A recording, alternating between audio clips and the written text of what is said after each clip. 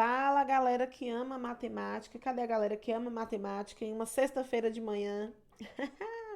Todos, né? Bom dia, galera, tudo bem? Deixa eu te falar, aqui é a tia Cláudia e agora eu vou fazer com vocês a correção das atividades do módulo, tá?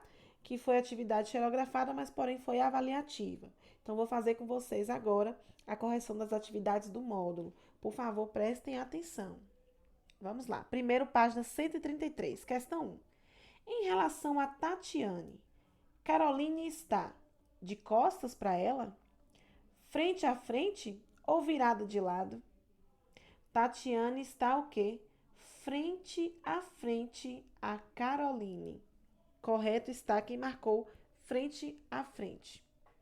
2. Se Caroline der um giro de meia volta para a sua esquerda, a parte da posição em que está, a partir da posição que está, ela vai ficar frente a frente com quem? Com Tatiane novamente? Com Alberto ou com Pedro? Correto, quem marcou com Pedro. Questão 3. Se Caroline der um giro de um quarto de volta para a sua esquerda, a partir da posição em que está, ela vai ficar frente a frente com Tiago, Pedro ou Alberto? Acertou quem marcou? Pedro. Questão 4.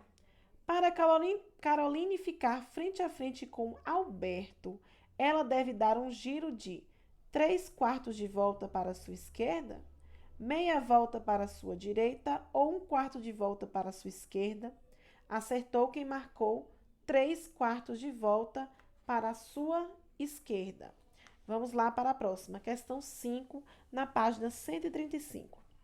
Quantos graus mede o ângulo formado por um giro de A. 1/4 de volta. 1/4 de volta mede 90 graus. B. Meia volta mede 180 graus. C. 3/4 de volta, 270 graus. Letra D. Uma volta inteira, 360 graus. Vamos para a próxima, páginas 136. Observe os objetos ao seu redor ou pense em situações do dia a dia que nos dão ideia de ângulos. Em seguida, descreva esse objeto ou as situações que você imaginou. Foi uma resposta pessoal, mas nosso livro também nos dá uma opção, uma sugestão de resposta. O quadro de uma bicicleta, o posicionamento dos ponteiros de um relógio, nos dá ideia também de ângulo. A abertura de uma escada caseira, dá uma impressão de ângulo. O canto do band-aid, não, o canto do batente de uma porta, também nos dá essa mesma impressão. Experimente. Um ângulo é chamado de reto se medir 90 graus. Siga as instruções de dobrar uma folha de papel para construir um instrumento que possibilite identificar e medir ângulos retos. Fizeram o experimento aí?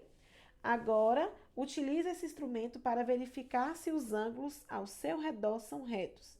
Em seguida, escreva pelo menos 3 situações em que identificamos ângulos retos. O livro também dá uma sugestão de resposta. No canto de porta, no canto de janelas, no canto de um livro, no encontro entre duas paredes. Tudo nos dá uma impressão de ângulo. 137, questão 3. Utilizando o instrumento construído na atividade anterior, meça cada ângulo abaixo e assinale o que for correto. Nessa imagem aí é um ângulo reto, mede mais do que um ângulo reto ou mede menos do que um ângulo reto. Acertou quem colocou mede mais do que um ângulo reto. Próxima. É um ângulo reto? Mede mais do que um ângulo reto ou mede menos do que um ângulo reto? Mede menos do que um ângulo reto. Próxima. É um ângulo reto? Mede mais do que um ângulo reto ou mede menos do que um ângulo reto? É um ângulo reto. Próxima questão. 4. Um ângulo cuja medida seja menor do que um ângulo reto é maior do que 0 graus e é chamado de agudo. Já um ângulo cuja medida seja maior do que o ângulo reto e menor do que 180 é chamado de obtuso. Volte à atividade anterior e identifique o ângulo agudo e o obtuso. Então, nessa atividade aqui, ó, quem é o ângulo agudo e quem é o obtuso? Então, agudo é o B, que tem a vértice em B. Então, você coloca a letrinha B e coloca o acento Q que tia falou na aula, acento circunflexo, para representar que essa vértice B é um ângulo agudo. Já o ângulo obtuso vai ser qual? A primeira imagem lá, a A. Você vai representar com a letrinha A com acento circunflexo, certo? Próxima questão, página 138. Para medir ângulos, podemos utilizar um instrumento chamado de transferidor, que na aula também ensinei a vocês como utilizá-lo, né? Veja como medir o ângulo AOB com esse instrumento, que está mostrando aí. Vou só para o exercício, tá? Agora, utilizando o transferidor da página 15 do material complementar, para quem não tem o transferidor, né? Poderia usar o do material complementar. Meça cada ângulo a seguir, depois classifique-os em reto, agudo ou obtuso. No primeiro aí, de vértice E, ele é o quê? Ele é um ângulo o quê? Um ângulo agudo, pois ele mede 35 graus. Acharam essa resposta aí? Se não achou, meça novamente com o transferidor para conferir. Mas ele mede 35 graus e ele é um ângulo agudo. Próxima imagem, ele é um ângulo obtuso. Então, ele é um ângulo F obtuso, porque ele mede 100 graus, mais de 90, né?